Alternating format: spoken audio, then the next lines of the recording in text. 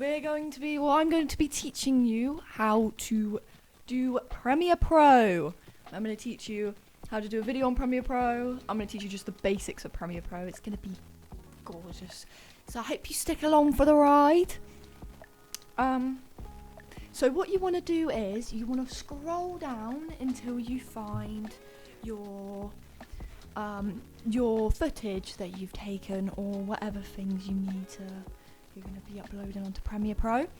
I'd say the best ideal thing to do is to make a folder, and then when you're in your folder you can just select that folder and it's got all your footage in it, and you'll have no need to do anything else. So if you see there, I've uploaded my footage and it just started being annoying, but it's alright.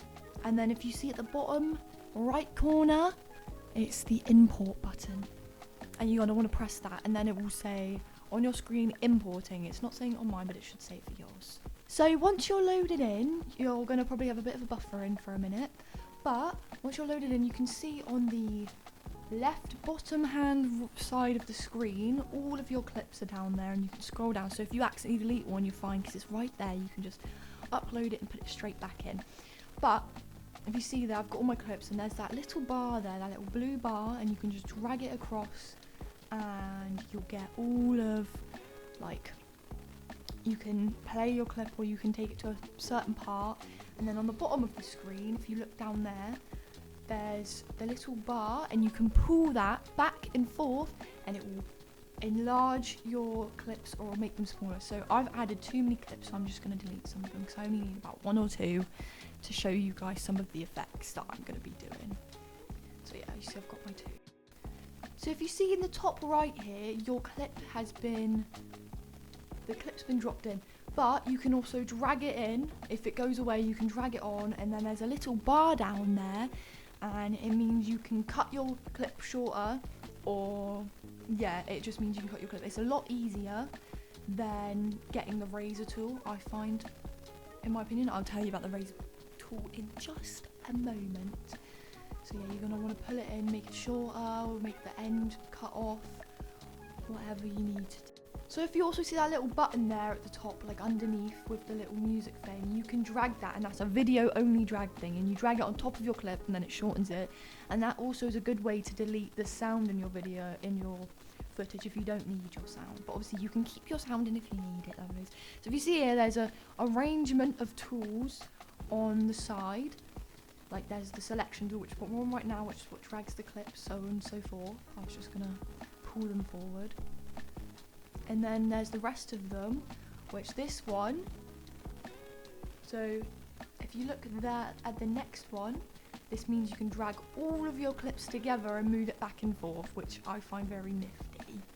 This one, I will be honest with you, lovelies, I haven't a clue of what that does, but I don't think it's very important. This is the razor tool, as I was telling you about. This cuts your clips in half, which is very good if you want to add an effect or some colouring on one clip but not any on the other clip. It's very good. Or if you want to delete a clip, obviously. Right, and this next tool is it's the marker tool, which means you can mark things down on your screen. I think this is for colouring and such. I'm not 100% sure, lovelies. I never said I was a Premiere Pro. Maybe you can select stuff, I'm not sure. Anyways, the next one is the shapes tool, which means you can put down shapes, and over your screen you can delete them like so. Well, you can move them around like that, but then if you look down there in that purple little bar, you can delete it really easily like that. But if you make like a little box and then look to the side where it says numeric tree colouring, you can change the colour of it. And then if you find the opacity, which I could not find, lovelies, I'll be honest with you, I could not find that, you can change it so it's like a little bit of a filter on top, but I will get into colouring in a jiffy.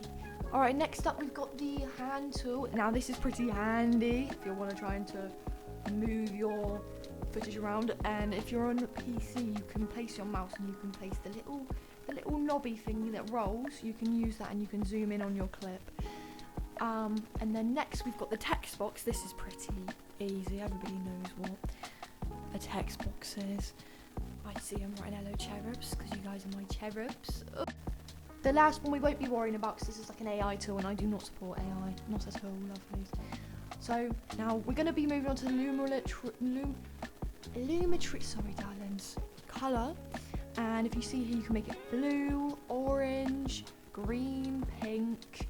You can fiddle around with the saturation, make it dark, make it bright. Then you can go with the exposure. So this is pretty cool if you're having like a, see if you look right now, it looks a little bit Texas, doesn't it? It looks a little bit cowboyish. If you're making like a little cowboy film, that'd be pretty good to fiddle around with. If you're making a rather darker film, you want it to be darker. Or if you're trying to lighten up your footage, brilliant way to do that. And then there's also, yeah, of course, just that.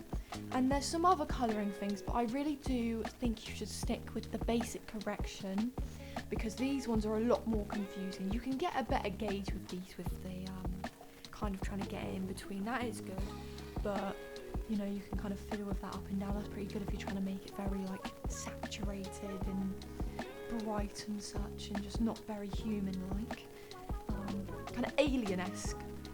But you know, it's a pretty good tool, but I would stick with the basic correction, my love. And then if you look at the bottom there, you've got the Vignette tool, which means you have a little black circle around your footage, which I think is pretty cool if you're trying to do a bit of an ominous thing. It's a pretty cool tool. It makes your footage look quite awesome, to be honest.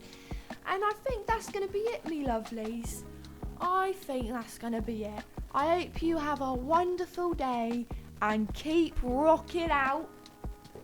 Bye-bye now.